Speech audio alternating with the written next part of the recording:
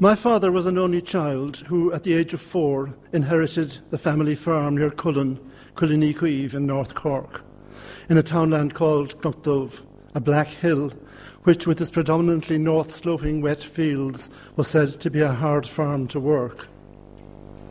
He hated the farming, which he left to his hard-working, Manchester-born wife, my mother, while he travelled County Kerry in a series of 4 prefects and anglias, selling insurance to teachers and post office managers and anyone else that his company, the Sun Life of Canada, could tempt. He hated selling insurance too. He was an easygoing newspaper-reading man who wasn't interested in persuading anyone to buy anything. So he was even less suited to salesmanship than he was to bargaining over the sale of cattle and pigs. But there were compensations. The Sun Life of Canada's publicity materials were very attractive to us as children and gave us a kind of curiosity value at school. First, there were the oblong sheets of pink blotting paper, 6 inches by 4, with brightly coloured, red-jacketed Mounties on the back. And second, there were the small celluloid, pocket-sized calendars, which, if you switched the light off at night and threw them in the fire, lit up the whole room more vividly than any electric light. We knew it was a criminal waste, but those seconds of incandescence had the power of magic. My father travelled the whole of Kerry, including the long scenic coast from Caherdaniel in the south to Causeway and Ballybunion in the north. A beat evoked in a lyrical poem by Paddy Cronin of Shinnar Cross.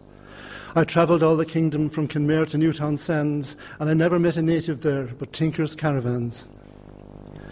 During the summer holidays, we travelled with him and sat in the car or explored the beaches while he half-heartedly tried to entice people to take out life insurance. There was a complicating factor with his theatre of operation, though.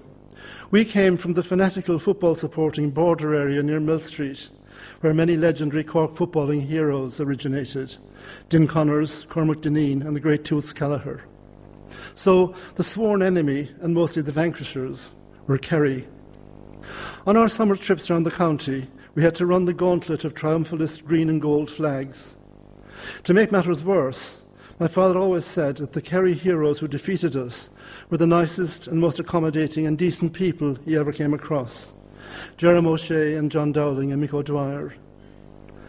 On the odd occasions when Cork beat Kerry and won Munster, he got tickets for Croke Park from contacts in Kerry like Michael O'Rourke and Listowel. Of course, they had no interest in using Kerry's ticket allocation to watch Cork.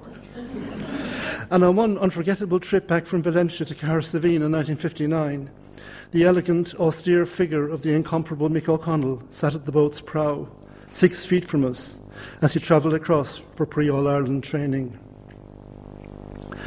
My father died suddenly at a Cork-Kerry league match in a bitterly cold March day in 1962.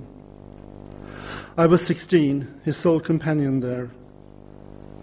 As we stood around, numb at the end, while the doctors and priests ministered to him, a man with a Kerry rosette stopped by me and said, "Are you alone?